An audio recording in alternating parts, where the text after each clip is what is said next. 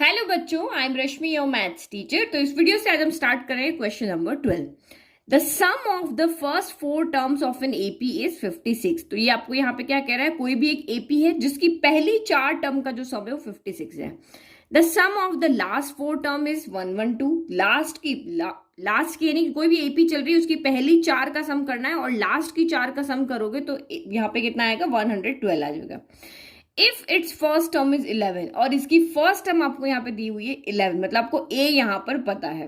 Then find the number of terms, यानी कि उस एपी के अंदर टोटल कितनी टर्म्स है ये हमें यहाँ पे फाइंड करके बताना है, यानी हमें एन निकाल के बताना है। तो गिवन हमारे पास क्या है, ओनली फर्स्ट टर्म गिवन है, पहली चार टर्म का सम गिवन है और लास्ट की चार टर्म का सम गिवन है। अब आप यहाँ पे देख रहे होंगे यार ये कैसे करेंगे, पीछे वाली चार टर्म कैसे लेकर के आएंगे। तो ये देखो बहुत सिंपल क्वेश्चन है। आपको nth टर्म पता है ना क्या होती है, ए एन होती है ना, उससे पीछे उसे माइनस कर करके आप लिख लो। देखो मैं बताती हूँ, ठीक है। तो हम एक एपी लिखते हैं पहले ताकि थोड़ा कंफ्यूजन दूर हो। तो A1 A2 A3 A4 ये हमारी पहली वाली चार हो गई। आगे चलते रहे चलते रहे चलते रहे, लास्ट में हमारी AN आती है, यही आती है पहली दूसरी तीसरी चौथी। जब हम आगे बढ़ते हैं तो 1+1 2 होता है, 2+1 3 होता है, 3+1 4 होता है, इस तरह से आता है। अब ये इसने कहा लास्ट वाली चार, तो ये हमारी सबसे लास्ट वाली है। तो लास्ट वाली से अगर 4 से इधर जाते तो 4-1 3 होता है, 3-1 2 होता है, 2-1 यहाँ पे 1 हो जाएगा। अब यहाँ भी जब हम लेफ्ट टू यहाँ पे राइट टू लेफ्ट जाएंगे तो ये ए एन है, इससे जस्ट पहले वाली एन से एक कम यानी n-1 होगी। इससे जस्ट पहले वाली n-1 से एक और कम तो n- कितनी हो जाएगी, 2 हो जाएगी। n-1 में एक और -1 करो तो n-2 हो जाएगी। और इससे एक और कम तो ये n- कितनी हो जाएगी, 3 हो जाएगी। तो ये n है, ये n-1 है, ये n-2 है, ये n-3 है।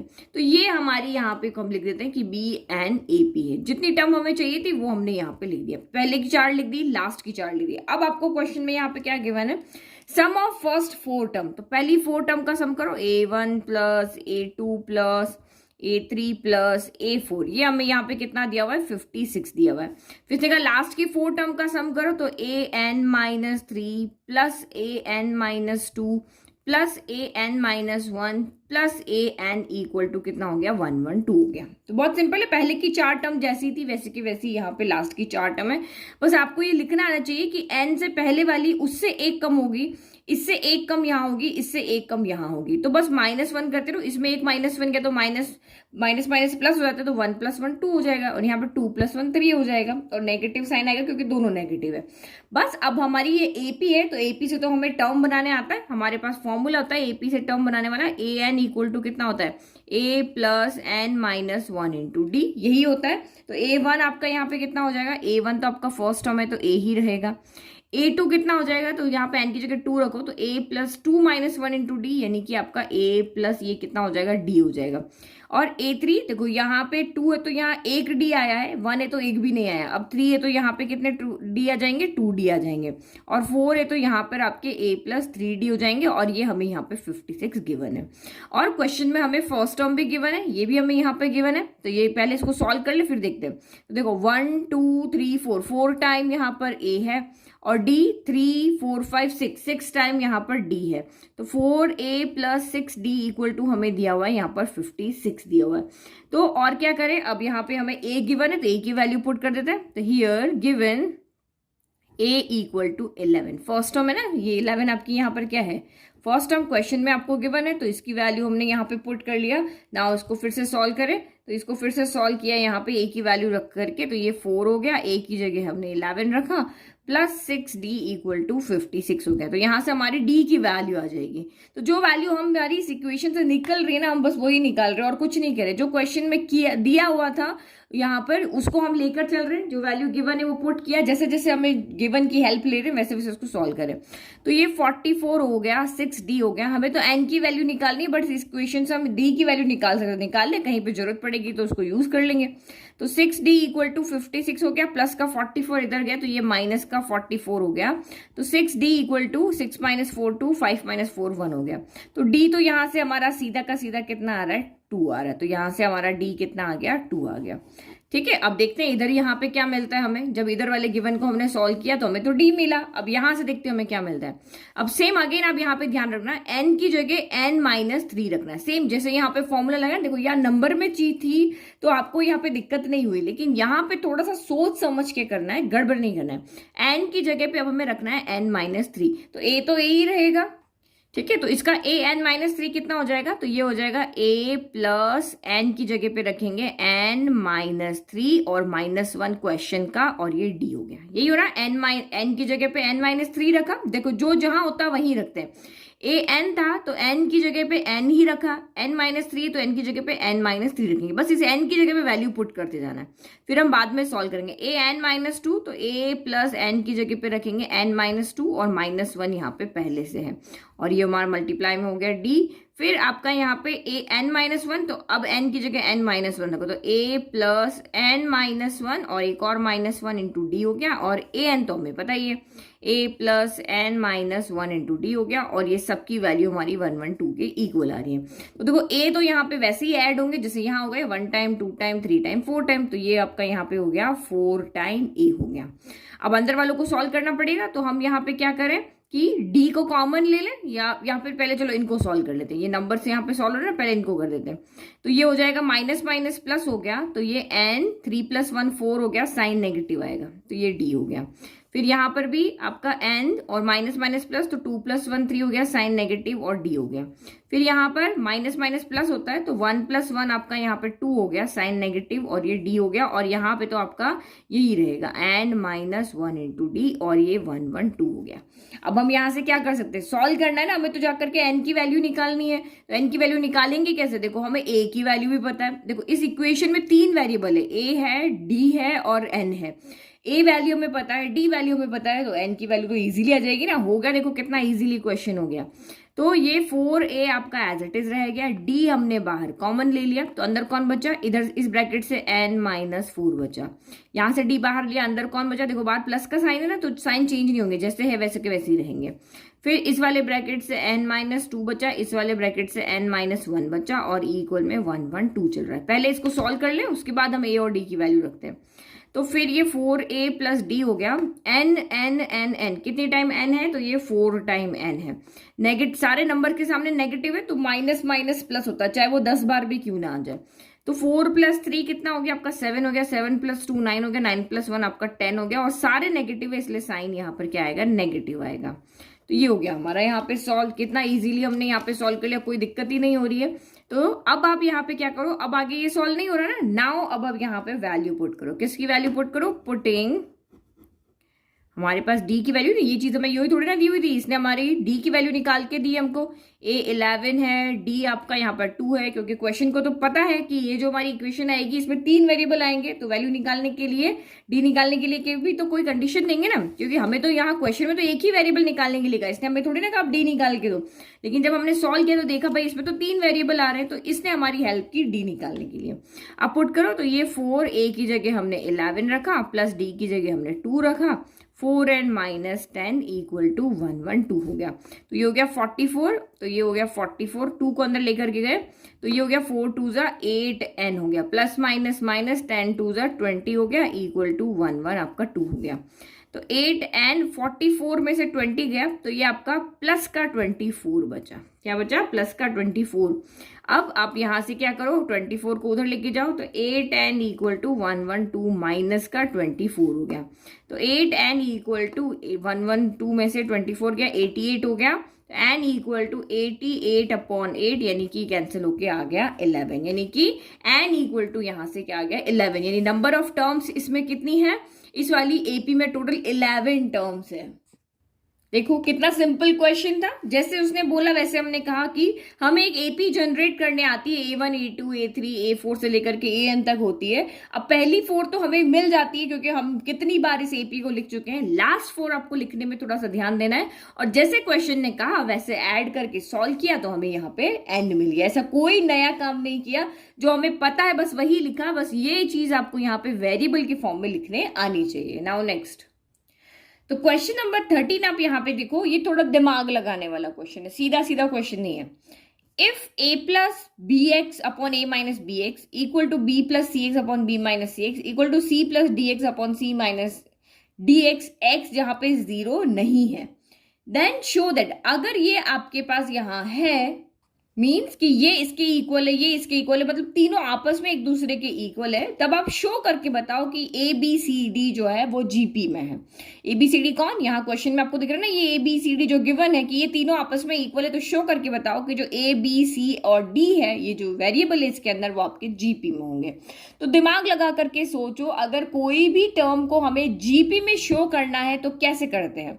अगर आपको एपी शो करना है कि ये आपकी सीक्वेंस है, या आप उसको शो करके बताओ कि ये एपी है, तो आप वहां पे दिखा देते हो कि भाई कॉमन डिफरेंस जो है वो उनका सेम होना चाहिए, चाहे कितनी भी 5 टर्म दे दे, 10 टर्म दे दे, आप सबका कॉमन डिफरेंस फाइंड करके बता दोगे, A2 माइनस A1 कर दोगे, A3 माइनस A2 कर दोगे, और बता दोगे कि हाँ ये हमारी एपी है।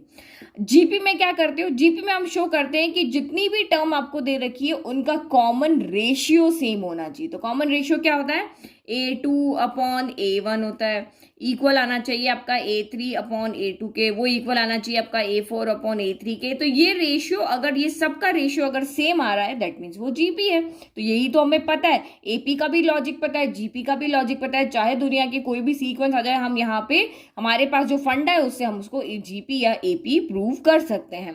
तो यहाँ भी हम यही करेंगे कि हमें शो करना है कि ABCD अगर जीपी में है तो ये 4 टर्म है उस सीक्वेंस के अंदर, तो ये आपकी जीपी के अंदर ये पहली टर्म है, ये दूसरी है, ये तीसरी है, ये आपकी चौथी है। तो सेम यहीं पे ये करो कि भाई इन चारों का जो कॉमन रेशियो वो सेम आना चाहिए। तो टू शो दिस, मतलब इनको जीपी शो करने के लिए हमें ये शो करना पड़ेगा A2 अपॉन A1 यानी B upon A equal to C upon B equal to D upon C यहाँ पर होना चाहिए। तो अब ये होना चाहिए, लेकिन कैसे लेकर के आए, हमारे पास तो वैल्यू है ही नहीं, हमारे पास तो जो 4 टर्म थी वो दे रखी है, उन 4 टर्म से हम ये वाला चीज हमें शो करनी है, हमने यहाँ पे लिख दिया। अब तो अब ये शो करना है तो हम गिवन के पास चलते हैं, वही हमारी हेल्प करेगा, क्योंकि ABCD तो उसी के पास है, और किसके पास ABCD है। तो ये हम गिवन के पास आए कि भाई तुमसे हम क्या कर सकते हैं कि जो हमें शो करना है वो शो हो जाए। तो इसने कहा तुम मुझे सॉल्व करके देखो, सॉल्व करके देखो, क्योंकि अगर इनको सॉल्व करेंगे तभी तो ABCD इस तरह से रेशियो आएगा। तो शो इसको सॉल्व कैसे करें, तो देखो सॉल्व करने के बहुत सारे तरीके, इसके क्वेश्चन को सॉल्व करने के बहुत डिफरेंट डिफरेंट तरीके, बट मैं आपको अपने पास जो पुराना तरीका हमारे पास सिंपल चल रहा वही दिखाती हूँ। देखो पहले 2 ले लेते हैं, दूसरे 2 ले लेते हैं, चाहो कोई भी 2 का पेयरिंग कर लो, 1 2 ले लो, 1 3 ले लो, या फिर आप यहाँ पे सेकंड थर्ड ले लो, या थर्ड 1 ले लो, कुछ भी ले दो। तो फर्स्ट हम यहाँ पे लेते हैं फर्स्ट और सेकंड, और उसको सॉल्व करते हैं। सॉल्व करने का क्या है, क्रॉस मल्टीप्लाई करेंगे, सॉल्व कर लेंगे, वही तो इजी तरीका है। ओके तो फर्स्ट हम इन दोनों को सॉल्व कर रहे हैं, ठीक है। तो जो तरीका आपको आता है आप उसको सॉल्व करो। यहाँ तो सिंपली क्या दिख रहा है मुझे, क्रॉस मल्टीप्लाई दिख रहा है और कुछ भी नहीं दिख रहा है, तो हम सिंपली वही सॉल्व कर ले। बहुत डिफरेंट तरीके, मैं सबसे सिंपल वाला तरीका बता रही हूँ। तो क्रॉस मल्टीप्लाई किया तो A प्लस बी एक्स के पास में कौन चला गया, B माइनस सी एक्स चला गया, और B प्लस सी एक्स के पास में कौन चला गया, A माइनस का बी एक्स चला गया। बस क्रॉस मल्टीप्लाई करके जितना दिख रहा है ना क्वेश्चन, उससे तो बहुत ज्यादा सिंपल है। अब मल्टीप्लाई करो A इंटू बी, तो ये ए बी हो गया, फिर plus minus minus A into c x, तो ए सी एक्स हो गया, plus b x into b, तो ये बी स्क्वायर एक्स हो गया, और प्लस माइनस माइनस, तो ये आपका यहाँ पे हो गया बी सी एक्स स्क्वायर हो गया। फिर ये इक्वल, यहाँ पे इसको भी सॉल्व करो, तो b इंटू ए, तो ये आपका ए बी हो गया, फिर b इंटू दिस, तो माइनस का बी स्क्वायर एक्स हो गया, फिर प्लस सी एक्स इंटू ए, तो ये ए सी एक्स हो गया, और प्लस माइनस माइनस, तो ये आपका बी सी एक्स स्क्वायर हो गया। यही हो गया। अब देखो क्या कैंसिल हो रहा है, तो कैंसिल कर देते हैं। अब इक्वेशन को सॉल्व करनी तो ये करेंगे, देखो इधर से ए बी से ये ए बी आपका कैंसिल हो गया, सेम साइन है ना इक्वल के दोनों तरफ, तो ये कैंसिल हो जाएंगे, हो गए कैंसिल। अब जो सेम सेम टर्म है वो एक तरफ ले जाओ, तो ये नेगेटिव को छोड़, हम नेगेटिव को पॉजिटिव बना लेते हैं। तो इधर बी स्क्वायर एक्स पॉजिटिव है, इधर नेगेटिव है, इसको इधर लेके चले जाते हैं, इधर ये नेगेटिव, इसको इधर लेके चले जाते हैं। तो ये बी स्क्वायर एक्स एक यहाँ पे पहले से, इधर नेगेटिव वाला इधर आके पॉजिटिव हो गया, फिर इधर ए सी एक्स पॉजिटिव था, नेगेटिव वाला इधर आके ए सी एक्स हो गया, सेम सेम वाले एक तरफ लेके चले गए। तो ये 1 टाइम है 2 टाइम है, तो ये कितना हो गया आपका 2b स्क्वायर एक्स हो गया, और ये भी 1 टाइम 2 टाइम, तो 2 टाइम ए सी एक्स हो गया। तो जो कैंसिल हो रहा है वो कैंसिल करते थे, देखो 2 से 2 कैंसिल हो रहा है, x से x कैंसिल हो रहा है, तो ये आपका क्या बच गया यहाँ पे b स्क्वायर इक्वल टू ए सी बच गया, ठीक है। तो ये हमारा यहाँ पे हो गया तो अब मुझे यहाँ पे देखो एक और चीज दिया, अगर आप यहाँ पे ज्योमेट्रिक मीन वाली बात करते हो ना, अगर तीन टर्म के बीच की ज्योमेट्रिक मीन अगर हम देखते हैं तो ये क्या होता है, b equal to under root of AC होता है। इन तीनों के बीच में अगर b आप यहाँ पे देखते हो, b ज्योमेट्रिक मीन ही होगा। और वो कैसे कैलकुलेट होता है ज्योमेट्रिक मीन वाला, b equal to under root AC होता है, या फिर रूट को हम इधर लेके जाए तो b square equal to AC होता है। तो हम ये ज्योमेट्रिक मीन वाले मेथड से भी इसको शो कर सकते हैं। मैंने कहा था ना बहुत सारे तरीके हैं, तो ज्योमेट्रिक मीन वाले तरीके से आप देखते हो तो देखो b square equal to AC आ गया। और नहीं, जो हम लेकर के चले थे, जो सबसे सिंपल तरीका 1000 जगह हमने यूज किया है, ये लेकर के आना। आप यहाँ पे क्या देख रहे हो, b 2 बार है और a और c यहाँ पर है, तो क्या मैं b स्क्वायर को ऐसे नहीं लिख सकती हूँ, b into B equal to a into C, ऐसे लिख सकती हूँ।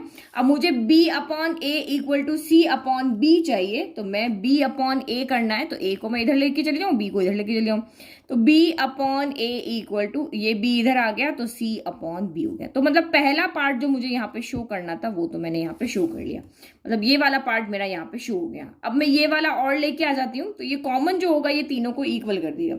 ये कह देगा ये इसके इक्वल है, ये कह देगा ये इसके इक्वल है, तो ये आपस में तीनों क्या हो जाएंगे, यहाँ पर इक्वल हो जाएंगे। ठीक है, तो ये हमारा हो गया शो। अब हमें कुछ और लेकर के आना है, ये इसके इक्वल हो गया। अब ये लेकर के आए, चाहे ये इधर लेकर के आए, कुछ भी लेकर के आए। तो मैंने फर्स्ट सेकंड लिया था पहले, अब मैं सेकंड थर्ड ले लेती हूँ। ठीक है, तीन चीज हमें करनी होती है, हम क्लास 10th में भी किया हुआ है ये। तो हम इनको ऐसे ही सॉल्व करते हैं दो दो की, क्योंकि इक्वेशन में क्या होता है, दो ही चीज होती है, तीन को आप एक साथ नहीं सॉल्व कर सकते हो। तो पहली दो ले ली, फिर बाद की दो ले ली, इस तरह से हम करके उसको शो कर देंगे। तो अब मैंने यहाँ पे क्या ले लिया, सेकंड थर्ड यहाँ पे ले लिया।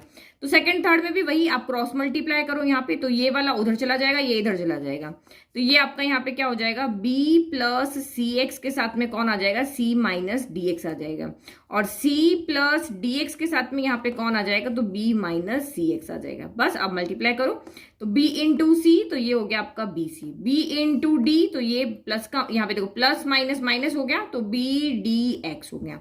फिर प्लस सी एक्स इंटू सी, तो सी स्क्वायर एक्स हो गया, और प्लस माइनस माइनस, तो ये हो जाएगा आपका सी डी एक्स स्क्वायर हो गया। फिर इक्वल टू इधर वैसे भी करो, c इंटू बी, तो ये आपका यहाँ पर क्या हो गया, बी सी हो गया, बी सी हो गया।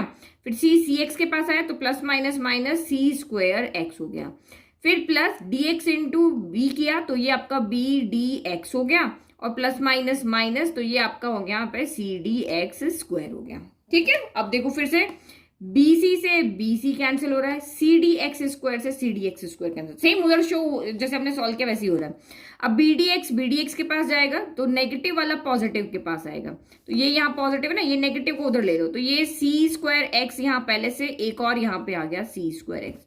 अब यहाँ BD एक पहले से और नेगेटिव का इधर आके यहाँ पे एक और मिलके पॉजिटिव हो गया, तो दोनों फिर से वही ऐड हो जाएंगे, वन टाइम, तो 2 टाइम C स्क्वायर एक्स हो गया, यहाँ पे वन टाइम, तो 2 टाइम BD एक्स हो गया, 2 से 2 कैंसिल हो गया, x से x कैंसिल हो गया, तो फाइनली क्या बचा, C square equal to BD बचा। बस सॉल्व करना है। अब मुझे C upon B equal to D upon C लाना है। C आपका यहाँ पे 2 टाइम आ रहा है, तो स्क्वायर हमने लिखा है, तो स्क्वायर को खोल भी तो सकते हैं, ये C इंटू सी कर दिया equal to b upon b into d कर दिया, तो C अपॉन बी चाहिए, तो B इधर जाएगा, तो ये आपका C अपॉन कितना हो गया, B हो गया, इक्वल टू डी, और ये वाला C इधर आ जाएगा, तो ये D अपॉन सी हो गया। तो ये हमने यहाँ पे कर दिया शो, तो ये इक्वेशन फर्स्ट ले लिया, ये इक्वेशन हमने यहाँ पे सेकंड ले लिया।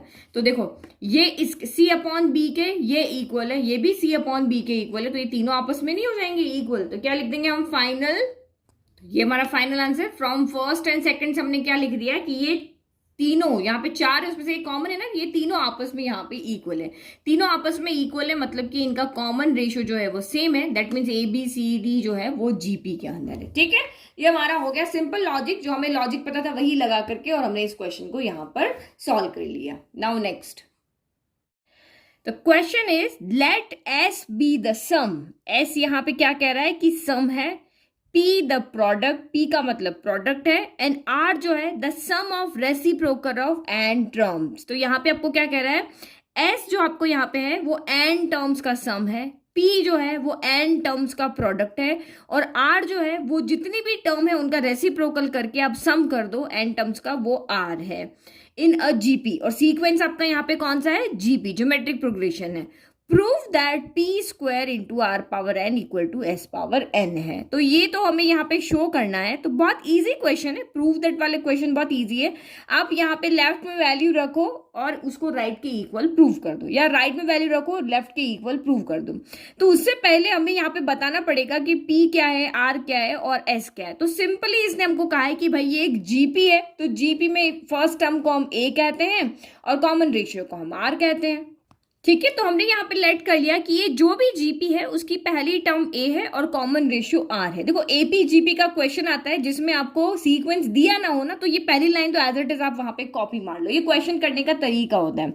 अब एस के पास चलते हैं। एस हमें कह रहा है कि मैं इस जीपी की जो एन टर्म है उसका सम हूं। तो सम का हमारे पास सीधा सीधा फॉर्मूला होता है, दो फॉर्मूला होता है, कोई भी एक फॉर्मूला आप यहाँ पे लिख लो जो आपको समझ में आता है वो। तो मैं लिख लेती हूँ यहाँ पे ए 1 माइनस आर की power n upon 1 minus r होगा। यही हमारे पास फॉर्मूला बन जाएगा, क्योंकि इसने कहा एस जो है वो जीपी की एन टर्म्स का सम है। देखो क्वेश्चन देख के घबराना नहीं है, जो कह रहा है ना वैसा से कर दिया। इसने कहा एस है वो एन टर्म, जीपी की एन टर्म का सम है, तो जीपी की एन टर्म का सम यानी A1 प्लस, यानी इसके कहने का मतलब क्या है, A1 plus A2 plus A3 up to n, यानी इन सारी टर्म का सम है। तो इन सारी टर्म का सम हम इस फॉर्मूले से डिनोट करते हैं। कैसे फाइंड करते हैं, फॉर्मूले से फाइंड करते हैं।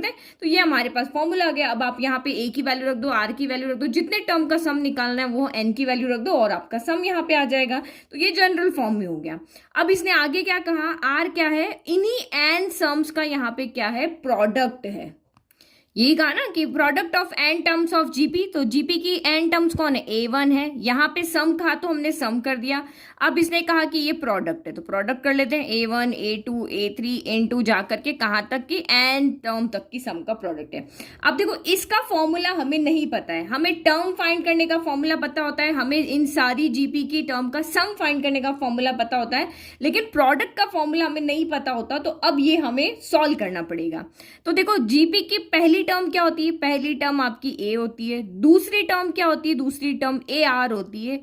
तीसरी टर्म आपकी ए आर स्क्वायर होती है, और आगे भी अगर लिखे तो 4 टर्म ए आर क्यूब होती है। और ऐसे ऐसे अगर आप चलते जाओ तो यहाँ आपका 2 है तो यहाँ पावर 1 है, यहाँ 3 है तो यहाँ पावर 2 है, यहाँ आपका 4 है तो पावर 3 है, तो यहाँ n है तो nth टर्म कौन होगी आपकी, ए आर की पावर n माइनस 1 होगी। यही तो फॉर्मूला होता है nth टर्म का, nth टर्म का फॉर्मूला क्या होता है, an equal to a r की पावर n माइनस 1 होती है। अब इसको सॉल्व करो, हमें क्योंकि हमें तो यहाँ पे पी आर और एस की वैल्यू पुट करनी है। एस की वैल्यू हमारे पास आ गई और पी और आर की वैल्यू फाइंड करनी है। तो पी और आर की, हाँ यहाँ पे हम पी की वैल्यू फाइंड कर रहे हैं। अब देखो इसको हम जितना सॉल्व कर सकते हैं उतना हम सॉल्व करते हैं। तो एक चीज आपको यहाँ पे क्या दिख रही है कि ये जो हमारा ए है ये कितनी बार आएगा यहाँ पर, तो ए यहाँ पे अगर आप देखते हो तो ए 1 टाइम है, फिर 2 time, 3 time, 4 time, 5 time, 6 time, 7 time और n टाइम है। यानी कि अगर मैं नंबर के फॉर्म में यहाँ पे देखती हूँ तो देखो मैं अगर 2 कर देती हूँ, 2 इंटू 2 इंटू 2 इंटू 2 इंटू 2 कर देती हूँ, तो दैट मीन्स ये 2 पावर यहाँ पे क्या हो गया, 5 हो गया। यानी कि 2 की पावर यहाँ 2 यहाँ पे 5 टाइम आ रहा, तो 2 पावर 5 लगा दिया। अब यहाँ पर a कितनी बार आ रहा है, a यहाँ पर हमारे पास नंबर ऑफ टर्म्स कितनी n है, तो a भी यहाँ पे n टाइम आएगा। तो यहाँ इसका सोल्यूशन क्या हो जाएगा, a पावर n हो जाएगा। अब n की जो वैल्यू रखनी है रखो, a की जो वैल्यू रखनी है रखो, यहाँ से हो जाएगा। जैसे यहाँ पे देखो ना, समझा है, 2 1 2 3 4 5 है, तो यहाँ 2 की पावर क्या हो गया, 5 हो गया, क्योंकि बीच में प्रोडक्ट का साइन है, बेस सेम होता है, तो पावर्स यहाँ पे क्या हो जाती है, ऐड हो जाती है। आपके दिमाग में ये नहीं आना चाहिए कि यहाँ a कॉमन आ जाएगा। कॉमन तब आता जब ये प्लस के, इनके बीच में प्लस का साइन होता है।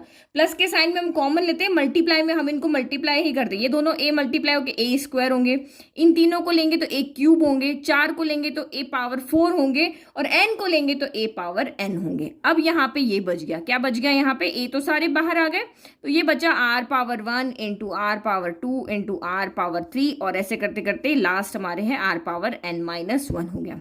तो जैसे यहाँ पे तो क्या था, सारे ए थे, सबकी पावर सेम थी, तो a पावर n आ गया।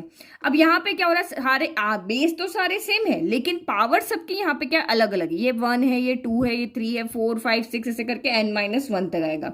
तो हमें पता है जब बेस सेम होता है तो पावर क्या हो जाती है, ऐड हो जाती है, क्योंकि जैसे हमारे पास इसको सॉल्व करने के लिए फॉर्मूला नहीं था, सेम इसको सॉल्व करने के लिए भी हमारे पास कोई फॉर्मूला नहीं है। तो हम यहाँ पे क्या देख रहे हैं, हमें एक पता है कि जब बेस सेम होती है तो पावर सबकी क्या हो जाती है, ऐड हो जाती है। तो r एक ही बार लिखेंगे, पावर ऐड हो जाएगी, 1 प्लस 2 प्लस 3 +4 ऐसे करते करते ये कहाँ तक जाएगा, n-1 तक जाएगा। पावर कहाँ तक जाएगी, n-1 तक जाएगी। 1 2 3 4 5 6 से लेकर के n-1 तक r की पावर है। हो गया, समझ में आ गया। अब हम इसको यहाँ पे ऐड कर सकते हैं। ये आपकी यहाँ पे क्या बन रही है, एक AP बन रही है। क्या बन रही है, या तो AP नहीं समझो तो जो हमने यहाँ पे सिग्मा वाले फॉर्मूला देखे थे ना, ये सम ऑफ नेचुरल नंबर भी तो है। 1 + 2 + 3 + 4 सम ऑफ नेचुरल नंबर का फॉर्मूला क्या था आपका, n+1/2, ये फॉर्मूला था। और नहीं तो आप इसको AP से करो तो AP से भी कर सकते हो। अब AP से देखो, ये तो सम ऑफ नेचुरल नंबर का हम सीधा का सीधा लिख सकते हैं। यहाँ n है तो n+1/2 आ जाएगा। और अगर AP से करो तो आपका यहाँ पे क्या हो जाता है, AN का सम करना है ना, तो SN का फॉर्मूला लगेगा, AN का फॉर्मूला नहीं लगेगा। ठीक है, सबके पीछे प्लस का साइन ना। तो आप यहाँ पे देखो SN आपका यहाँ पे क्या हो जाएगा, मैं n/2 A + L का फॉर्मूला लगा दी, क्योंकि लास्ट टर्म भी मुझे पता है और A भी मुझे पता है। तो n टर्म का सम करना है। यहाँ पे हमारी टर्म कितनी है, 1 2 3 4 से लेके n-1 टर्म है। तो n-1 हो जाएगा, n की जगह पे n-1/2 हो जाएगा। A कौन है आपका, यहाँ पे 1 है, और लास्ट टर्म भी यहाँ पे कौन है आपकी, n-1 है। तो ये n-1 है। टोटल नंबर ऑफ टर्म्स भी इसमें n-1 है। और यहाँ पे जो nth पोजीशन पे जो टर्म है, यानी कि n-1 पोजीशन पे जो टर्म है वो भी आपकी n-1 है। क्यों, देखो फर्स्ट टर्म पे 1 है, सेकंड पे 2 है, थर्ड पे 3 है, फोर्थ पे 4 है। नेचुरल नंबर में यही तो होता है। और तो n-1 पोजीशन पे n-1 ही है। तो अब इसको सॉल्व किया तो ये आ गया n-1/2, 1 से 1 कैंसिल हो गया और ये n आ गया। तो यहां से आपका ये आया, और इसमें भी आप वैल्यू रखो। जो हमारा n है वो n थोड़ी ना है, n-1 है, तो इसकी जगह पुट करो तो ये हो गया n-1। इस n की जगह रखा n-1 +1 इसके साथ डिवाइड बाय 2। तो यहां से भी आप सॉल्व करोगे, यहाँ n-1 आएगा, यहाँ -1 से +1 कैंसिल हो गया, तो ये भी आपका n-1 इंटू n/2 ही आएगा। तो दोनों से सेम आ रहा है। जो आपको यहाँ पे लगता है कि मुझे नेचुरल नंबर का फॉर्मूला लगाना है, सीधा लगा लो। नहीं, मुझे तो AP से सॉल्व करना, तो आप यहाँ पे AP से इसको सॉल्व कर लो। तो ये यहाँ पे क्या हो जाएगा आपका, A⁴n तो एज इट इज रहा, और R की पावर कितनी हो जाएगी, ये वाली n इंटू, ये लिख लेते हैं, n इंटू n-1/2। ये मेरा यहाँ पे हो गया P हो गया। ये एक हो गया, एक S, एक हो गया P।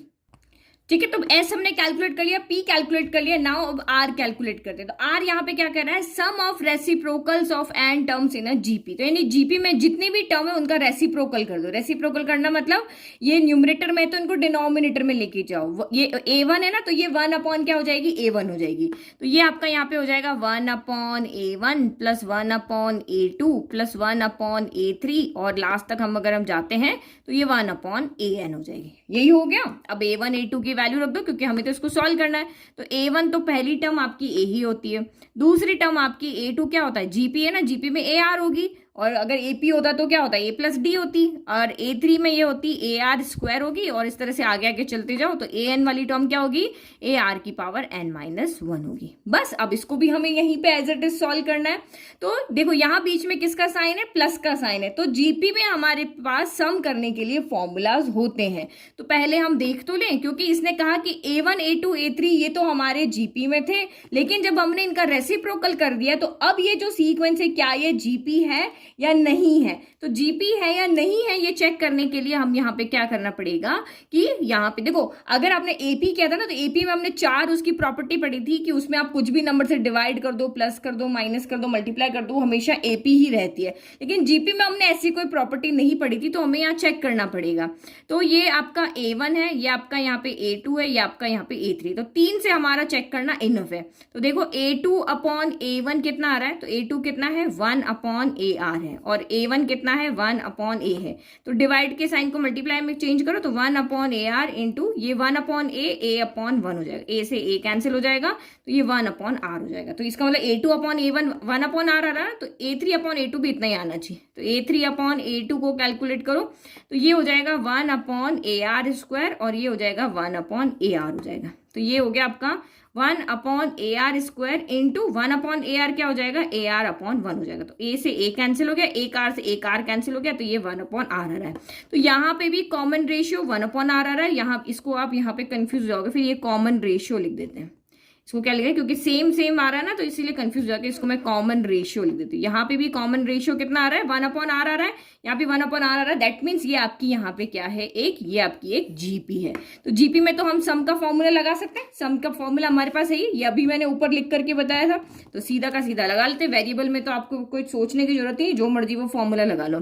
तो जब हम यहाँ पे जीपी कर रहे हैं तो फर्स्ट टर्म यहाँ पे मेरी कौन है, मैं इसको कैपिटल ए से लिख देती हूँ, यहाँ पे भी ए आ रहा है ना, तो फर्स्ट टर्म मेरी कौन है, यहाँ पर ए है, ये क्या है मेरी यहाँ पर फर्स्ट टर्म, वरना आप फिर पीडीएफ में कंफ्यूज हो जाओगे। तो फर्स्ट टर्म मेरी यहाँ पे ए है, जो कॉमन रेशियो है वो मेरा 1/r है, जो nth टर्म है, n की भी तो वैल्यू रखनी पड़ेगी, तो nth टर्म तो मेरी n ही है, जो nth टर्म यानी कितनी टर्म का सम करना है तो वो तो मेरा यहाँ पर n ही है, रख दो वैल्यू अब यहाँ पे। तो ये आपका यहाँ पे हो जाएगा r इक्वल टू, पहले सबसे पहले a आता ना, तो a की जगह 1/a, फॉर्मूला देखो यहाँ ऊपर लिखा हुआ, इसी में रख रहे हैं वैल्यू को हम, ठीक है। तो ये 1/a हो गया, फिर 1 माइनस आर, आर कितना है यहाँ 1/r, कॉमन रेशियो कितना है r है ना, r की जगह 1/r है, तो 1/r की पावर यहाँ पे कितना हो जाएगा, n हो जाएगा, और डिवाइड बाय 1 माइनस फिर से r होता है तो r की जगह 1/r। तो ये हो गया यहाँ पे फॉर्मूला। बस अब इसको हमें क्या करना पड़ेगा, थोड़ा सा सॉल्व करना पड़ेगा, क्योंकि ये डिवाइड में आ रहा है। देखो ये r क्या होता है, यहाँ पे कॉमन रेशियो होता है, तो इस यहाँ पे भी कॉमन रेशियो कौन है 1/r, तो कॉमन रेशियो की जगह 1/r लिया। अब इसको थोड़ा सा हम यहाँ पे सॉल्व कर लेते हैं।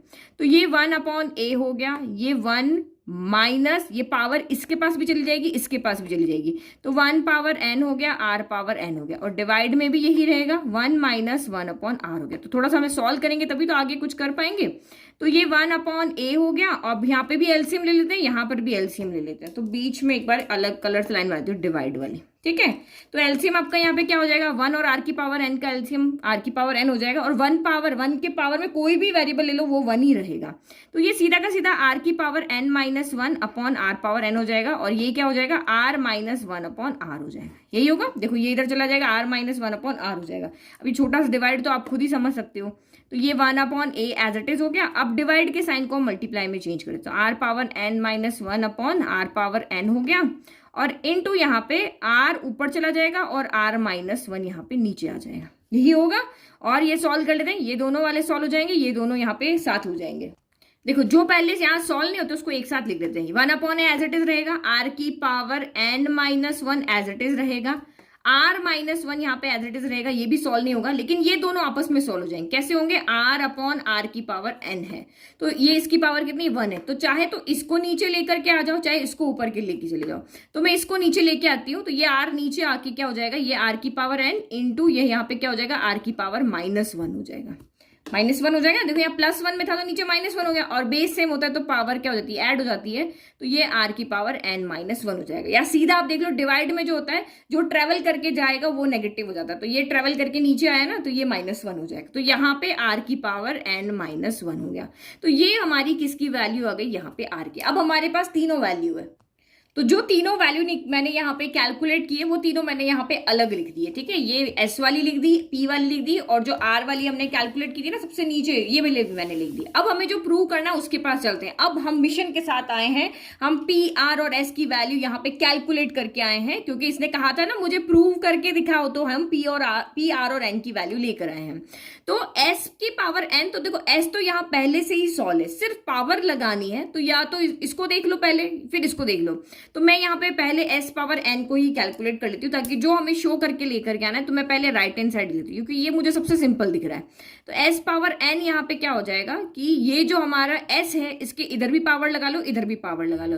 तो यहाँ तो मैंने पावर लगा दी सिंपली, अब इधर पावर लगाओ, तो ये हो जाएगा a 1 माइनस r की power n upon 1 minus r, और ये ब्रैकेट क्लोज, और इस टोटल की पावर n हो गया। अब अगर आगे सॉल्यूशन में n अंदर होगा तो हम देखेंगे, अभी तो हमारा फाइनल यही है। अब हम यहाँ पे देखते हैं हमारा लेफ्ट हैंड साइड क्या है।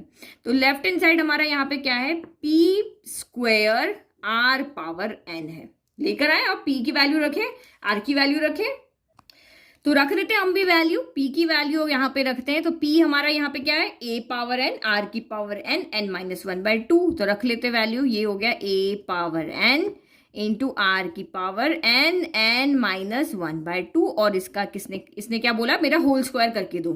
फिर r ने क्या कहा है, मेरे ऊपर n पावर लगा दो, तो ये r के पास गए, इसकी वैल्यू लेकर आए, पहले 1/a हो गया, ठीक है, 1/a अलग क्यों लिखा हुआ है, 1 मिनट, चलो वहां तो कोई पावर नहीं थी ना, अब ऐसे अब पावर लगानी तो पूरा एक साथ लिखेंगे, तो 1/a इंटू, या फिर यहाँ पे भी छोटा ब्रैकेट बना लेते हैं, r की पावर n-1 अपॉन r-1, फिर यहाँ है r की पावर n-1, ये ब्रैकेट क्लोज, और ये पूरे के ऊपर n है, ठीक है। तो ये चीज आप ध्यान से सॉल्व करना, प्रूव दैट वह ये हमेशा यहाँ पे लेफ्ट इक्वल टू राइट आएगा ही आएगा, अगर नहीं आ रहा दैट मीन्स आपने कहीं ना कहीं गड़बड़ की है। तो आप पावर को धीरे धीरे अंदर लेके जाते हैं, 2 सबके पास जाएगा, तो यहाँ मल्टीप्लाई है ना, तो a के पास भी जाएगा और r के पास भी जाएगा, तो a के पास गया तो पावर हमेशा मल्टीप्लाई होती है, तो n इंटू 2n हो गया, फिर इंटू r के पास भी गया तो n-1 इंटू इसके साथ 2 हो गई, इसके डिवाइड में यहाँ पे 2 पहले से, देखो ये 2 जाके यहाँ पे आ गई, न्यूमरेटर में ही मल्टीप्लाई होगी ना, तो देखो ये 2 से ये 2 कैंसिल हो गया, तो ये तो हमारा यहाँ पे सॉल्व हो गया, a power 2n into r की पावर n इंटू n-1 हो गया, ये हो गया फाइनल सॉल्व। तो ये तो हमारा यहाँ पे कौन चल रहा है, अभी ये हमारा p² चल रहा था, तो ये p² तो हमारा यहाँ पे सॉल्व हो गया। अब r की पावर को भी अंदर लेके जाए, जो हमारा r है, n यहाँ पे आई तो सबसे पहले ये a के पास गया, तो ये a पावर के साथ में अंदर चला गया, तो सबसे पहले मैंने a को दी ये पावर, a पावर n हो गया, अब ये पावर इसके पास गई तो यहाँ मल्टीप्लाई लगा दी, ब्रैकेट नहीं लगाती हूँ, ठीक है।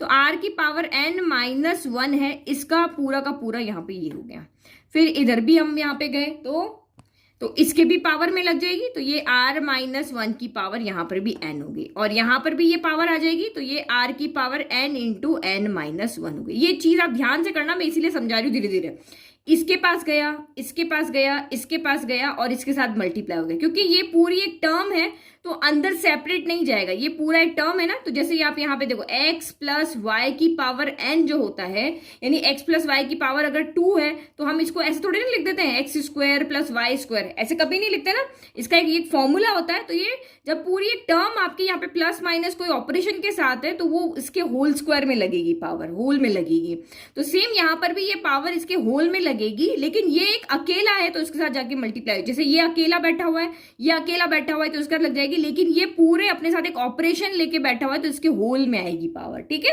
ये चीज आप यहाँ पे समझना। तो अब यहाँ पे क्या हो जाएगा, अब मुझे देखो यहाँ क्या क्या सॉल्व होता दिख रहा है, सॉल्व तो यहाँ पे कुछ भी नहीं दिख रहा, तो मैं यहाँ पे इसको सीधा लिख देती हूँ, a पावर n को इधर लेके चल जाती हूँ ताकि हम कुछ सॉल्व करें यहाँ पर भी। तो ये r की पावर n-1 नीचे है, ये ऊपर n हो गया, और डिवाइड में यहाँ पे क्या हो गया, a पावर n, ये डिनोमिनेटर के साथ लिखे हो ताकि हमें कुछ दिखे, यहाँ पे कुछ कैंसिल हो रहा है या नहीं हो रहा, r की पावर n इंटू n-1 हो गया। तो देखो यहाँ से मुझे क्या दिख रहा है कि ये r की पावर n-, ये देखो इसके डिवाइड में कुछ नहीं तो 1 लिख दें, r की पावर n इंटू n-1 यहाँ भी है और r की पावर n इंटू n-1 यहाँ भी है, तो ऊपर से नीचे कैंसिल हो जाता है, 2/2 कैंसिल हो जाता है ना, वैसे ये हो गया। अब ये सॉल्व नहीं हो रहा, देखो यहाँ पे हमारे पास ये टर्म एज इट इज है, ये टर्म एज इट इज है, अब चाहे ये इधर लिखी हुई है, r इधर है 1 इधर है, इसमें 1 इधर है r इधर है, कोई फर्क नहीं पड़ रहा, हम कर लेंगे, ये दोनों सेम है, बेस सेम है, तो पावर्स यहाँ पे सॉल्व हो सकती है। तो a power 2n upon a power n, इसको मैंने अलग कर दिया और ये मैंने अलग कर दिया, r की पावर n-1 अपॉन n को अलग कर दिया, और ये मैंने r-1 की पावर n को यहाँ पे भी अलग कर दिया।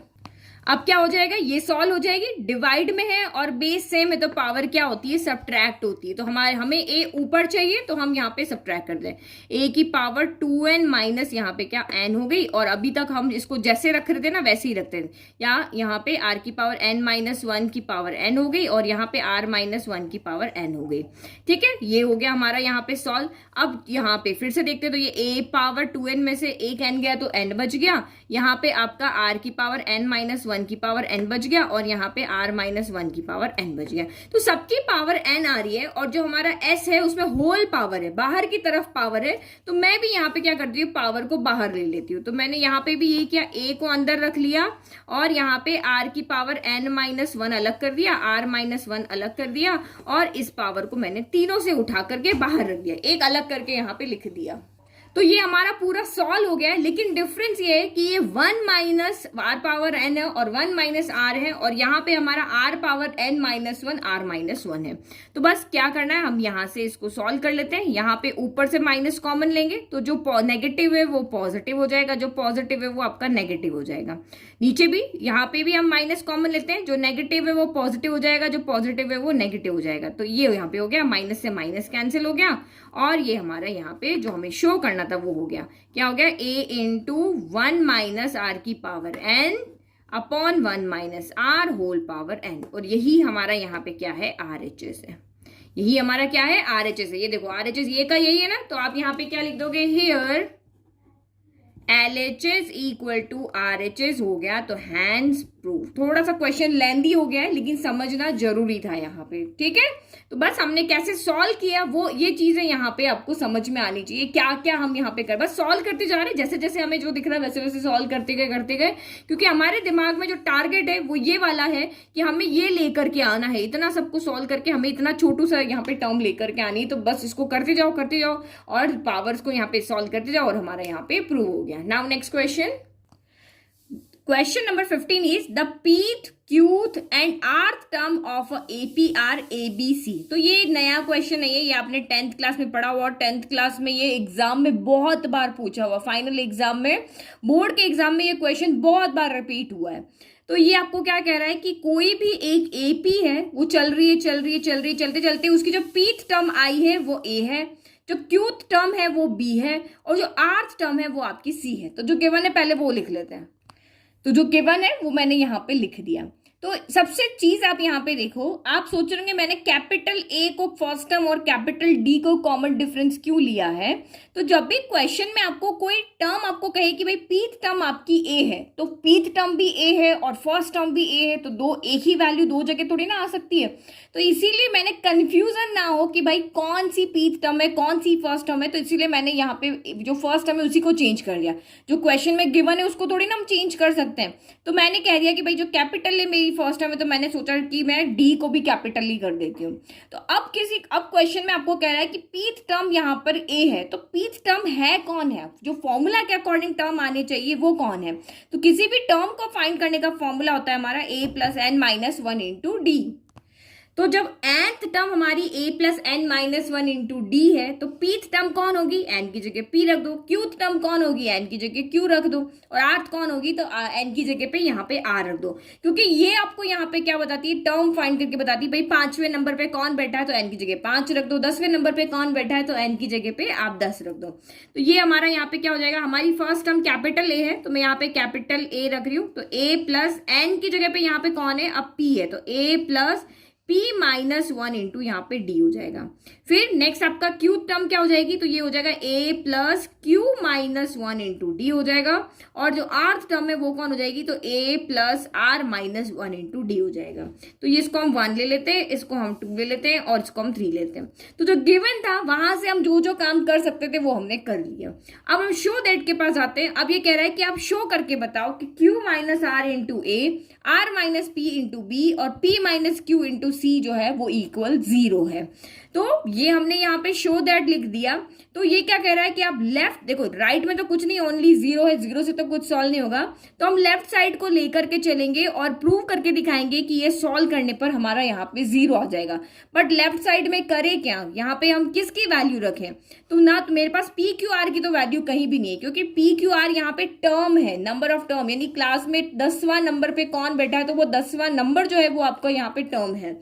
तो मेरे पास यहाँ पे a की वैल्यू है, b की वैल्यू है और c की वैल्यू है। देखो a की वैल्यू है ना, a इक्वल टू दिस, ये मेरी वैल्यू किसकी है, a की तो है। आपको यही तो कहा था पीथ टर्म a है, तो पीथ टर्म हमारी ये फॉर्मूला, इसकी जगह तो हमने ये फॉर्मूला लगाया। तो a की वैल्यू पता है, b की वैल्यू पता है और हमें c की वैल्यू पता है, ये सारी वैल्यू में पता है ना। तो बस a b c की वैल्यू इसमें रख दो और शो कर लो। ये इसमें इतना समझाने का कोई काम ही नहीं था, क्योंकि ये क्वेश्चन आप 10th क्लास में पहले भी कर चुके हो, एज इट इज क्वेश्चन था। तो क्वेश्चन ने कहा आपको कि पीथ क्यूथ और आर टर्म आपकी ए बी सी है, आप ये शो करके दिखाओ।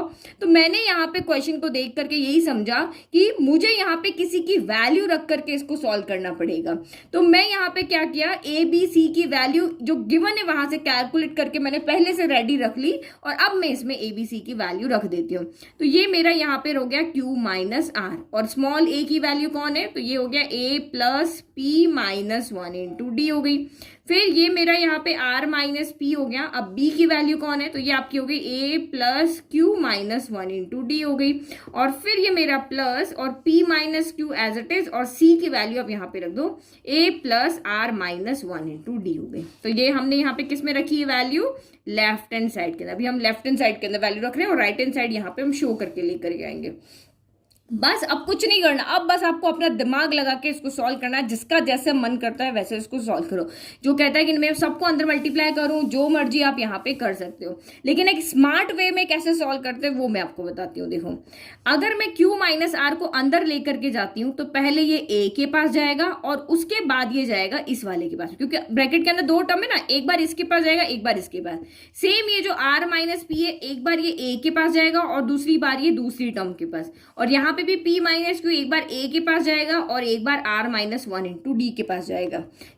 तो देखो a इंटू दिस आएगा, यहाँ पे a इंटू दिस आएगा, यहाँ a इंटू दिस आएगा, तो तीनों ही ब्रैकेट में आपका a कॉमन होगा। तो मैं एक स्टेप यहाँ पे स्किप करके a को पहले बाहर ही लिख देती हूँ और ये मैं इनको एक साथ दे दूँ। यहाँ से q माइनस आर आएगा, यहाँ से प्लस r माइनस पी आएगा और यहाँ से प्लस p माइनस क्यू आएगा। समझ में आया? ये सिंपल आपको भी ऐसे ही करना है स्मार्ट बन के।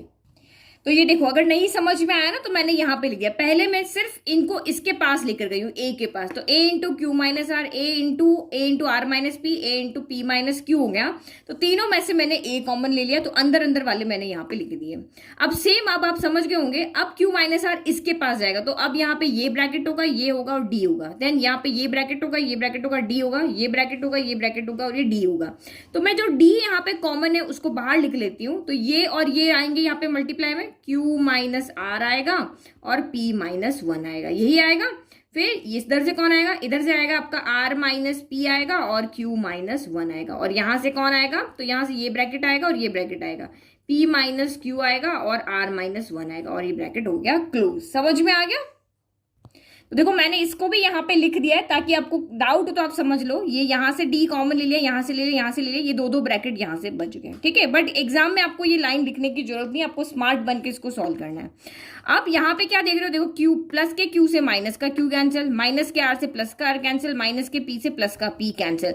तो जैसे 1 माइनस 1 जीरो होता है ना, तो q minus q zero, p minus p zero, r minus r zero, तो यहाँ पे ए इंटू क्या बच गया, जीरो बच गया, तो सारी कैंसिल होगी।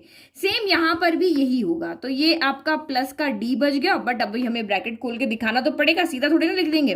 तो मल्टीप्लाई करो क्यू इंटू पी, तो ऑर्डर वाइज लिखो, तो पहले पी आता है ना तो पी क्यू लिखेंगे, फिर क्यू इंटू माइनस वन, तो माइनस का क्यू हो गया, फिर माइनस का आर इंटू पी, तो माइनस का पी पहले आता है तो पी आर कर देंगे, और minus minus plus r into one r हो गया। फिर यहाँ प्लस का साइन, आर इंटू क्यू, तो ये आपका क्यू आर हो गया। फिर r into minus one, minus का r हो गया, माइनस प्लस माइनस का p क्यू हो गया, और minus minus plus p into one P हो गया।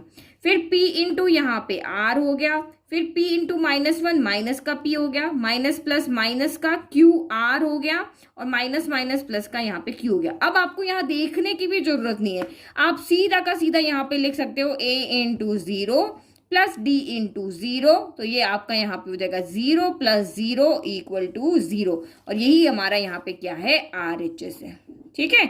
ये प्रूव दैट वाले क्वेश्चन हमेशा प्रूव होते हैं। अब देखो, कह दो कि कैसे कैसे कर दिया, तो देखो पी क्यू से आपका ये पी क्यू कैंसिल, माइनस के क्यू से प्लस का क्यू कैंसिल, माइनस के पी आर से प्लस का पी आर कैंसिल, प्लस के आर से माइनस का R cancel, Q R positive से Q R negative cancel, plus के पी से माइनस का पी कैंसिल, हो गया ना सारे कैंसिल। तो जीरो ही तो बचा है, यहाँ पे बचा है कौन इस ब्रैकेट में।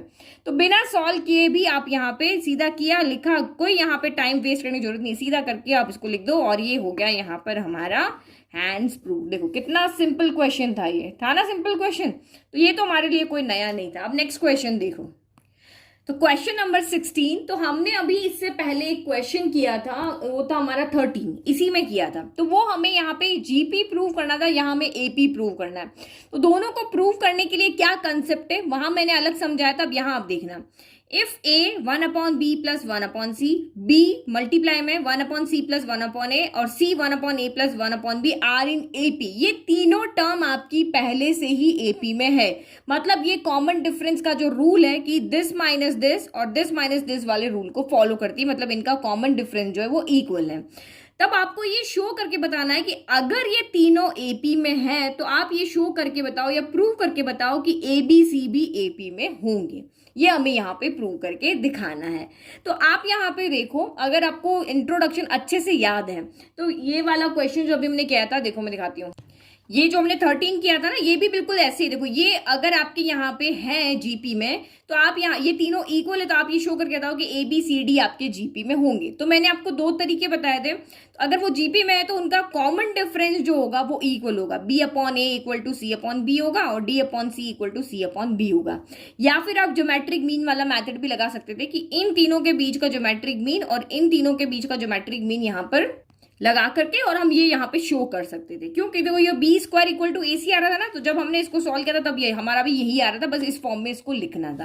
अब यही क्वेश्चन आपका अगर एपी में आ जाता है तब आप यहाँ पे क्या करोगे, तो वही आप फर्स्ट मेथड तो आपके दिमाग में वही आएगा कि हम इसका कॉमन रेशियो इक्वल करके शो करके देखेंगे कि ये हमारा यहाँ पे एपी में अगर आना है, अगर इनको एपी में आना है तो यहाँ पे बी माइनस ए जो है वो इक्वल होना चाहिए सी माइनस बी के। ये मेरी पहली टर्म है a1, ये मेरी दूसरी टर्म है a2, ये मेरी तीसरी टर्म है a3। तो यहां पर भी क्या होना चाहिए, a2 माइनस a1 जो है वो a3 माइनस a2 के इक्वल होना चाहिए। तो इन तीनों से हम ऐसा कुछ सॉल्व करके बता दें कि ये चीज हमारी यहाँ पे आ जाए कि b minus A equal to C minus B आ जाए। तो देखो इस क्वेश्चन को सॉल्व करने के बहुत से तरीके हैं, तो मैं आपको यहाँ पे जो हमने प्रॉपर्टीज पढ़ी थी एपी की उससे भी आपको सॉल्व करके बताऊंगी, और आप यहाँ पे जो कॉमन डिफरेंस वाला मेथड है उससे भी आप इसको शो कर सकते हो। ठीक है, तो ये दोनों तरीके आप यहाँ पे इजीली लगा सकते हो। तो जो मेरा पहला प्रॉपर्टी वाला तरीका है ना वो बहुत सिंपल है इस तरीके के बजाय। जो प्रॉपर्टी वाला तरीका नहीं है, प्रॉपर्टी वाला तरीका क्या था आपका वहां पे कि अगर आपके ये तीनों पहले से एपी में है, आप इसमें कोई भी एक कांस्टेंट नंबर को ऐड कर दो तब भी ये एपी में रहेंगे, आप किसी एक कांस्टेंट नंबर को इनसे डिवाइड कर दो तब भी ये एपी में रहेंगे, चाहे मल्टीप्लाई कर लो, चाहे आप यहाँ पे चारों ऑपरेशन में से कोई भी लगा लो, ये हमेशा आपके एपी में ही रहेंगे, लेकिन तीनों में ऑपरेशन लगना चाहिए। देखो ये रही मेरी चार प्रॉपर्टी, ये आपके 4-5 नंबर लिए थे, ये सारे एपी में है। अगर इसमें +3 कर दें तब भी ये सारे क्या रहेंगे, फिर से एपी में रहेंगे, इनके बीच का कॉमन डिफरेंस जो होगा वो सेम रहेगा। इन सारे नंबर्स में से एक सेम नंबर को सब्ट्रैक्ट करें फिर भी ये आपके एपी में रहेंगे, एपी पे कोई फर्क नहीं पड़ेगा। अगर इन सारे नंबर्स को यानी इनको सेम नंबर से मल्टीप्लाई कर दे तब भी आपके एपी में रहेंगे, और सेम नंबर से डिवाइड कर दे तब भी आपके एपी में ही रहेंगे। समझ में आ गया? तो इन्हीं प्रॉपर्टी को लेकर के हम इस क्वेश्चन को सॉल्व करेंगे, और ये वाले मैथड से भी हम इसको सॉल्व करेंगे, लेकिन जो ये प्रॉपर्टी वाला मैथड है वो सबसे ईजी है। ठीक है, तो मैंने गिवन लिख लिया। अब आप इससे ऐसे कैसे शो करोगे, तो इस पूरे को सॉल्व करके, इसको सॉल्व करके ए लिया हो, इसको सॉल्व करके बी लिया हो, इसको सॉल्व करके सी लिया हो, बस यही हमारा यहाँ पे हो जाएगा। हमें ये कुछ दिखाने की जरूरत नहीं है, हम सिर्फ यहाँ पे अगर हमें शो करना है कि क्योंकि ये अगर एपी में है और इसको सॉल्व करके हमारे पास यहाँ पे लास्ट में ए कॉमा बी कॉमा सी बच जाता है, तो वो भी हमारे यहाँ पे एपी में ही होंगे। देखो कैसे, ये बहुत सिंपल मैथड है और कुछ नया तरीका आप यहाँ पे सॉल्व करो, ये बहुत ईजी है। तो पहले इसको सॉल्व करें, क्योंकि हमें इसको पूरे को सॉल्व करके ए बनाना है, इसको पूरे को सॉल्व करके बी बनाना है, और इसको पूरे को सॉल्व करके सी बनाना है, लेकिन प्रॉपर्टीज को यूज करके हुए ये सारे एपी में ही रहने चाहिए। एपी में कोई छेड़छाड़ नहीं करनी, कुछ भी यहाँ पे करो लेकिन एपी के रूल यहाँ पे ये फॉलो करने चाहिए। तो पहली चीज तो मुझे यहाँ पे क्या दिख रही है, मैं एलसीएम ले लेती हूँ, मुझे इसको सॉल्व करना है ना, तो सबसे पहले मैं यहाँ पे ले लेती हूँ एलसीएम। ठीक है, तो ये ए एज इट इज हो गया, अंदर बी और सी का एलसीएम बी सी हो जाएगा, सी इधर चला जाएगा, बी इधर चला जाएगा, यहाँ पे तो यही होगा। फिर बी भी यहाँ पे एज इट इज रहा, डिनोमिनेटर का एलसीएम ए सी हो जाएगा, ए इधर चला जाएगा और सी इधर चला जाएगा, क्योंकि इसके डिनोमिनेटर ए है बट सी नहीं है तो ऊपर सी मल्टीप्लाई हो जाएगा, इधर सी है बट ए नहीं तो ए चला जाएगा, और यहाँ पे सी एज इट इज रहा, और फिर यहाँ पे एलसीएम ए बी आ गया, यहाँ ए है तो बी चला जाएगा, यहाँ बी है तो ए चला जाएगा, कुछ फर्क नहीं पड़ा, हमने सिर्फ सॉल्व किया, तो अभी भी ये हमारे क्या रहेंगे, एपी में ही रहेंगे ना, सॉल्यूशन में थोड़ी ना कुछ गड़बड़ किया मैंने, तो ये अभी भी मेरे एपी में ही है। अब दूसरा मैं यहाँ पे क्या करती हूँ, ए को अंदर मल्टीप्लाई कर देती हूँ, तो ये मैंने फिर भी ये एपी में ही रहेंगे, क्योंकि अभी तक तो हमने कुछ किया ही नहीं है कि इनके जो रूल है वो एपी का ये छोड़ दे। तो ए अंदर गया तो ये ए सी हो गया, ए इसके पास भी गया तो ये ए बी हो गया, अपॉन यहाँ पे हो गया बी सी। अब बी अंदर गया तो ये ए बी हो गया, और बी अंदर गया तो ये हो गया बी सी, और ये अपॉन हो गया ए सी। फिर यहाँ पे फिर से बी के बाद सी आया और ए के बाद यहाँ पे सी आया, अपॉन यहाँ पे हो गया ए बी। ठीक है, ये हो गया मेरा, अभी भी ये हमारे क्या है, एपी में ही है। अभी तो हमने कुछ किया ही नहीं ना, बस सॉल्व ही तो कर रहे थे, जो टर्म दी हुई उसको सॉल्व कर जाएंगे तो भी वो थोड़ी ना उसमें कुछ चेंज होगा। तो अब मुझे दिमाग में सिर्फ मेरे एक चीज है कि ये पूरा सॉल्व करके मेरा ए आना चाहिए, ये पूरा सॉल्व करके मेरा बी आना चाहिए, ये पूरा सॉल्व करके मेरा सी आना चाहिए। तो वो कैसे होगा, क्योंकि मुझे पता है कि सेम नंबर में यहाँ पे क्या कर सकती हूँ, ऐड कर सकती हूँ, मल्टीप्लाई कर सकती हूँ, डिवाइड कर सकती हूँ और कैंसिल भी कर सकती हूँ। अगर सबके डिनोमिनेटर में एक नंबर कॉमन है तो मैं हटा सकती हूँ, लाइक कि जैसे सी यहाँ है, सी यहाँ है और सी यहाँ भी है तो मैं उसको काट सकती हूँ। न्यूमरेटर में अगर सेम नंबर है तो मैं उसको यहाँ पर काट सकती हूँ, मतलब कि सेम नंबर से मैं डिवाइड कर सकती हूँ, ये मुझे पता है। तो अब मैं देखो ऐसा कुछ करती हूँ कि यहाँ पे सेम नंबर बने। तो कैसे बने, तो आप यहाँ देखो, यहाँ ए सी है, ए बी है, मैं यहाँ पे साइड में लिखती हूँ, देखो ए बी और सी लाना है। तो देखो ए का सी के साथ रिलेशन है, यहाँ पर ए का बी के साथ रिलेशन है, लेकिन बी का सी के साथ नहीं है, यानी यहाँ पे बी सी नहीं है, यानी कि जो डिनोमिनेटर वाली टर्म है वो यहाँ नहीं है। और इधर अगर हम देखें तो यहाँ ए बी है, बी सी है, बट ए सी नहीं है, डिनोमिनेटर वाली टर्म नहीं है। फिर यहाँ पर बी सी है, ए सी है, बट ये ए बी वाली टर्म यहाँ पर नहीं है। तो मैं कुछ ऐसा करती हूं कि ये टर्म भी यहाँ पे आ जाए, तो ये A B plus B C plus A C यहाँ भी हो जाए, यहाँ भी हो जाए और यहाँ भी हो जाए। ठीक है, देखो पहली बार में आपको थोड़ा सा ये लगेगा कि ये मैम क्या कर रहे हो, लेकिन आपको भी ऐसे ही करना है। 2-3 बार आप इसको देखोगे ना, सॉल्व करोगे तो ये आपको बहुत ईजी लगेगा। हम कुछ नहीं कर रहे, हम एपी की प्रॉपर्टी ले रहे हैं, हम सिर्फ अपना थोड़ा सा दिमाग लगा रहे हैं कि कैसे मैं इसको ए बनाऊं, बी बनाऊं, सी बनाऊं। तो मैंने अभी आपको बोला कि जो कॉमन टर्म है वो हम यहाँ पे कैंसिल कर सकते हैं, तो मैं ऐसा कुछ कर रही हूँ कि यहाँ हटा सके, कॉमन कर सके।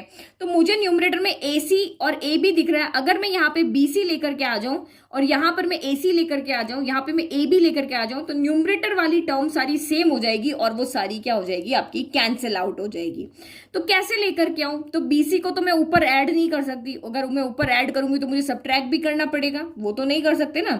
तो उसको करने का एक सिंपल तरीका यहाँ पर है एडिंग 1, क्योंकि मुझे ये डिनोमिनेटर वाली चीज ऊपर लेकर के आनी है, तो मैं यहाँ पे +1 कर दूंगी, एलसीएम लूंगी तो बीसी अपने आप यहाँ पे ऊपर चला जाएगा। तो एडिंग 1 टू ईच टर्म, देखना आप बाद में कहोगे मैम, अब पहली बार में तो कहोगे मैम ये क्या करा रहे हो, लेकिन बाद में जब आपको थोड़ा सा चैप्टर पढ़ के रिवाइज करोगे तब आपको ये तरीका उस वाले तरीके से भी इजी लगेगा जो हमारा एपी का तरीका है, कॉमन डिफरेंस वाले से भी। तो मैंने यहाँ पे क्या किया, A C plus A B upon B C इसमें, A B plus B C upon A C इसमें, और B C plus A C upon A B इसमें, तीनों में मैंने यहाँ पे +1 +1 +1 कर दिया, क्योंकि मुझे ये डिनोमिनेटर को ही यहाँ पर कहाँ लेकर आना था, ऊपर लेकर आना था। सिर्फ एक डिनोमिनेटर की कमी ऊपर थी, बाकी सारे न्यूमरेटर सेम हो जाएंगे।